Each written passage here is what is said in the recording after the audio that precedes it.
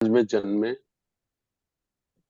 सभी संत गुरुओं को नमन करते हुए और विशेष रूप से बहुजन समाज में स्वाभिमान की भावना, राज सत्ता की भावना पैदा करने वाले महामानव मान्यवर कांशीराम साहब को नमन करते हुए आज के वेबिनार की अध्यक्षता हमारे संविधान वाचक प्रोफेसर आरसी धीमान साहब ने की। मैं उनका बहुत बहुत धन्यवाद करता हूं। मान्यवर साहब के संघर्ष में उनके साथ बड़ी मेहनत करने वाले आज के हमारे मुख्य अतिथि माननीय एमटी बोरकर साहब, मैं उनको भी आदर के साथ सम्मान के साथ नमो बुद्धाय बोलता हूं। हमारे राष्ट्रीय आचार्य आदरणीय इंजीनियर किशोर साहब, संचालन कर रहे हमारे राष्ट्रीय कार्यकारी अध्यक्ष साहब और देश भर से जुड़े सभी इस मूवमेंट के हमारे जिम्मेवार साथी, सभी को मेरा सादर नमो बुद्धाय, जय भीम। मैं मान्यवर कांशीराम साहब के आज महापरिनिर्वाण दिवस के इस मौके पर दो तीन बातें का मैं स्मरण करना चाहता हूं, याद दिलाना चाहता हूं। बहुत छोटी उम्र में 1980 में बामसेफ के माध्यम से मुझे उन्हें समझने का मौका मिला। 1982 में बीएसपी बनने से पहले दिल्ली करोल बाग में उनका एक कैडर में मुझे बैठने का मौका मिला और बहुत छोटी सी उम्र में जो मैं प्रभावित हुआ मान्यवर कांशीराम साहब से, वो कैडर तो 4 घंटे का था, लेकिन 4 घंटे के कैडर की मैं केवल 2 मिनट में ही बात बताना चाहता हूं। एक बोर्ड के ऊपर मान्यवर साहब ने 1 नंबर बनाया, 2 नंबर बनाया, तीसरा नंबर बनाया और पहले नंबर 1 नंबर पे लिखा जरूरत, दूसरे नंबर पे लिखा चाहत और तीसरे नंबर पर लिखा शक्ति। कैडर तो लंबा था, मैं उसे शॉर्टकट कर रहा हूं। मान्यवर साहब ने कहा इस देश के 85% लोगों की जरूरत है कि उन्हें ब्राह्मणवादी व्यवस्था से, सामंतवादी व्यवस्था से मुक्त होना चाहिए। ये 85% लोगों की जरूरत है, लेकिन इस जरूरत को पूरा करने की चाहत कितने लोगों में है, और जितने लोगों में भी चाहत है उन लोगों की शक्ति कितनी है, ताकत कितनी है? क्या इतनी शक्ति ताकत है कि वो अपनी इस जरूरत को पूरा कर सकते हैं? ये उन्होंने समझाया, जिससे मैं प्रभावित हुआ। एक बात उन्होंने और कही जो बहुत ज्यादा मेरे दिल पे लगी, बहुत छोटी उम्र में, 20-22 वर्ष की उम्र में, और वो बात थी, उन्होंने कहा जिस समाज का कोई दल नहीं होता है, दल माने संगठन, उस समाज का कोई बल नहीं होता है, बल माने ताकत। और जिस समाज का कोई दल नहीं होता है, उस समाज का कोई बल नहीं होता है, और जिस समाज का बल नहीं होता है वो समाज की सदैव ठुकाई पिटाई होती है। वो समाज हमेशा ठुकता पिटता है। तो मैं चाहता हूं, कांशीराम साहब के शब्द थे ये, मैं चाहता हूं कि जो हजारों वर्षों से शोषित पीड़ित रहे हैं उनका भी कोई दल हो, उनका भी कोई बल हो, और जब दल के माध्यम से उनमें बल होगा, ताकत होगी, तो फिर कोई उनके ऊपर अन्याय, अत्याचार, जुर्म नहीं कर सकेगा। ये 2 बातें, 3 बातें उस समय मैं बहुत छोटी उम्र में प्रभावित हुआ। एक बात और बताना चाहता हूं, ये 96 या 97 की रही होगी, 15 मार्च थी। बहुत सीनियर साथी जुड़े, आदरणीय राजाराम आनंद साहब भी हमारी इस मीटिंग में हैं, वो शायद रहे होंगे, मुझे याद नहीं। 12 गुरुद्वारा रकाबगंज रोड पर 15 मार्च को कोई कार्यक्रम नहीं था, कोई मीटिंग नहीं थी, लेकिन बहुत सारे साथी जो उनके नजदीकी साथी थे वो उनको जन्मदिन की बधाई देने के लिए पहुंच गए थे। लगभग 300-400 लोग थे। बाबूजी दयाराम जी हमको भी ले गए, हम भी चले गए। हम लोग वहां बैठे, एक टूटा फूटा सा माइक लगा हुआ था, कोई व्यवस्था नहीं थी, कोई कार्यक्रम नहीं था। और साहब 2-2.5 घंटे बाद आए और उनके बाल वगैरह ऐसे खराब से थे, ऐसा लग रहा था कि शायद वो आज नहाए भी नहीं है। बड़े दुखी परेशान जैसे लग रहे थे। और उसमें जो बातें उन्होंने रखी, वो बातें मैं स्मरण कराना चाहता हूँ। बातें तो 1.5-2 घंटे का उनका भाषण था, लेकिन खास बात जो उन्होंने रखी वो मैं स्मरण कराना चाहता हूँ। खास बात, बाबा साहब अम्बेडकर चाहते थे कि ये ललुआ समाज, ये बहुजन समाज इस देश का हुक्मरान बने। ये बाबा साहब डॉक्टर अम्बेडकर की तमन्ना थी, लेकिन समय ने उनका साथ नहीं दिया, वो हमारे बीच से चले गए। और ये मेरी भी तमन्ना है, कांशीराम साहब ने कहा अपने लिए, ये मेरी भी तमन्ना है कि मैं इस देश के बहुजन समाज को इस देश का हुक्मरान समाज देखना चाहता हूं। उम्र मेरी भी हो रही है, एक दिन मुझे भी जाना है।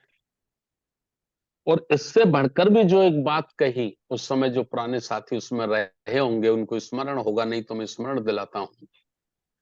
मानवर साहब ने कहा कि मैं अपने पैरों का जो मेरा घुटना है, घुटने का जो टुकना है, टुकना, मैं नजर उठा उठा कर पूरे देश में देखता हूं, नजर उठा उठा कर देखता हूं, मुझे मेरे घुटने के टुकने के बराबर कोई नजर नहीं आता। मुझे बहुत चिंता होती है कि बहुजन समाज का मूवमेंट, ये आंदोलन कैसे आगे जाएगा, कौन इसको संभालेगा। एक दिन मुझे भी मरना है। मान्यवर काशीराम साहब के ये शब्द मैं आज रिपीट कर रहा हूं। मान्यवर साहब ने कहा कि बाबा साहब नहीं रहे, उनको भी जाना पड़ा, एक दिन कांशीराम को भी मरना होगा।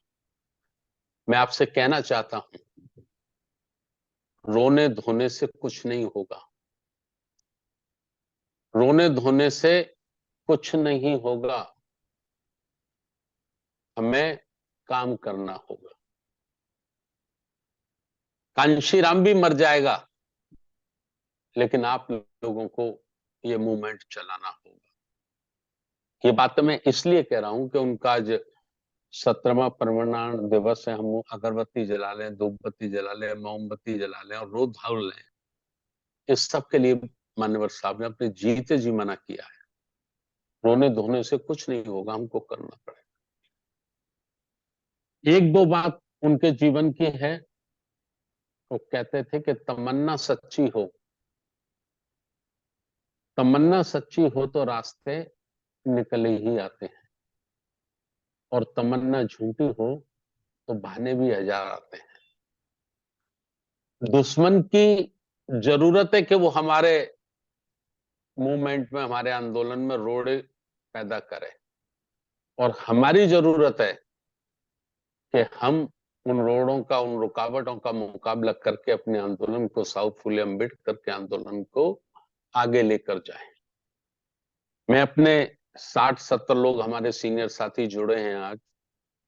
मैं मान्यवर काशीराम साहब की ये पुण्यतिथि के मौके पर, अवसर पर सिर्फ यही कहना चाहता हूं, बहुत अच्छी बात हमारे आरसी धीमान साहब ने कही, बहुत अच्छी बात हमारे आचार्य जी ने कही।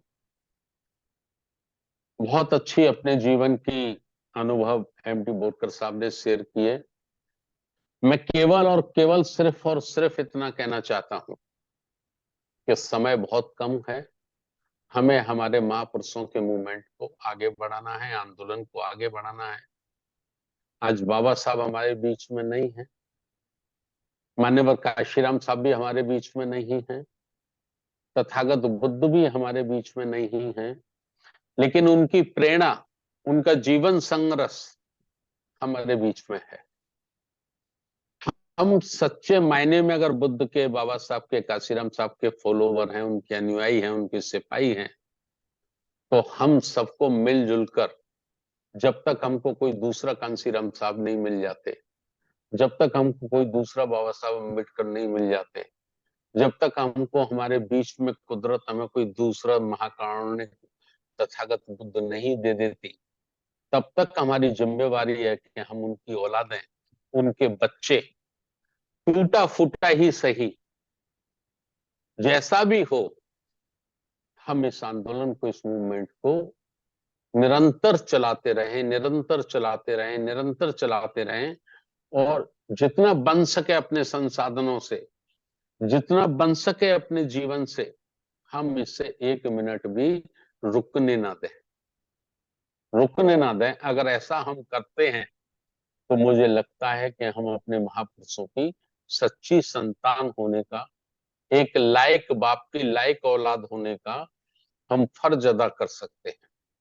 26 नवंबर हमारे बीच में है, उसके लिए मैं अपील करना चाहता हूं। ये वही महापुरुषों का आंदोलन है। बड़ी मुश्किलों से हमें लोकतंत्र मिला है, बड़ी मुश्किलों से हमें आजादी मिली है, और उस सबकी संरक्षा करने वाला, रक्षा करने वाला हमको संविधान मिला है।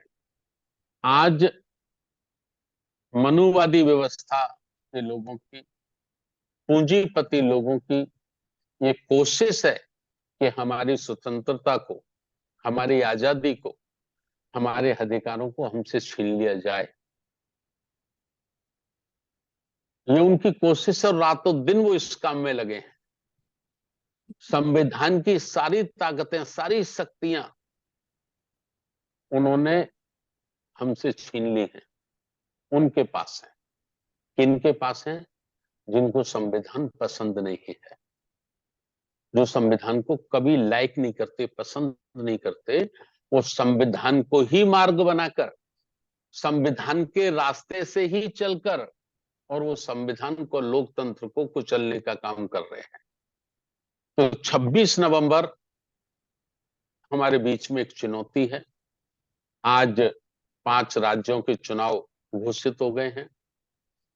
छत्तीसगढ़ में 7 नवंबर और 17 नवंबर 2 चरणों में चुनाव है। मध्य प्रदेश में 17 नवंबर को चुनाव है। राजस्थान में 23 नवंबर को चुनाव है। तो हमें चुनाव करने के बाद, वोट डालने के बाद भी पूरा समय मिल रहा है, पूरा समय मिल रहा है। तो अभी से हमें टिक करा देनी चाहिए। मैं नहीं समझता कि बहाना बनाने के लिए भी हमारे पास कोई बहाना है, बहाना बनाने के लिए भी कोई बहाना हमारे पास अब नहीं है, कम से कम नहीं है। मान्यवर काशीराम साहब कहते थे, बहानेबाज समाज, बहानेबाज समाज गुलामी को स्वीकार करता है, और संघर्ष करने वाला समाज हुक्मरान समाज होता है, वो शासक वर्ग होता है, वो राज करने वाला होता है। तो हम स्वयं संघर्ष करें, अपनी आने वाली पीढ़ियों को प्रेरित करें। यदि वाकई हम इस देश के हुक्मरान, इस देश का शासक वर्ग, इस देश का राजा वर्ग बनकर जीवन जीना चाहते हैं, मैं समझता हूं यही मान्यवर काशीराम साहब को सच्ची श्रद्धांजलि होगी। यही उनके प्रति हमारे सच्चे श्रद्धा सुमन होंगे कि उनकी जो तमन्ना थी, जैसा उन्होंने कहा कि अम्बेडकर चाहते थे कि मेरा ये समाज इस देश का हुक्मरान समाज बने, लेकिन वो नहीं कर पाए, उन पर समय नहीं रहा। मेरी जिंदगी का भी कोई भरोसा नहीं, मुझे भी एक दिन मरना होगा, लेकिन चाहत तो मेरी भी है। काशीराम साहब के शब्दों में कह रहा हूं, कांशीराम साहब कहते थे, चाहत मेरी भी है कि ये जो लल्लुआ समाज है, ये लुटा हुआ समाज है, बहुजन समाज, ये भी इस देश का हुक्मरान बनना चाहिए। तो हम बाबा साहब और कांशीराम साहब की तमन्ना को पूरा करना चाहते हैं। पूरी होगी कि नहीं होगी मुझे नहीं मालूम, लेकिन कोशिश करना, उसके लिए संघर्ष करना, उसका प्रयास करना, ये हमारी शक्तियों में है, हमारे अधिकार क्षेत्र में है, और ये हमको करना चाहिए। मैं ज्यादा समय नहीं लेना चाहता।